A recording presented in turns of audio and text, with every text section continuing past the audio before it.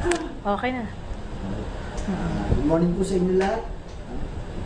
Kaya po sa lahat, nagpapasalamat ako sa Panginoon at dito sa company ng Nutribis, Nutri21 Juice. No? Kasi po, dahil dito, kung matagal ko ng problema na aking karamdaman, dito po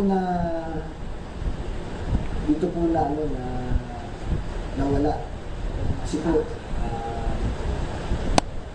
dati po, meron po akong karamdaman sa mga nagtatanong, lahi po namin ng may cancer. Dalawang kapatid ko po, yung panganay at yung pangalawa, may ginamatay po cancer. Yung panganay namin, inaabot lang siya ng edad niya 43, yung naman pangalawa, 54. Ako po ang gusto sa amin, siguro kung di po sa Nutribus, tsaka sa Guyabano, sa product ng Nutribis, malamang po wala na rin ako kasi pupunta ako dito talagang meron po akong maramdaman, galing po ako sa doktor.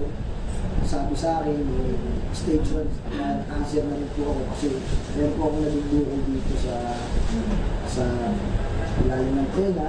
Yan, dito, meron po. Yan, dati po ganyan po yung kalaki.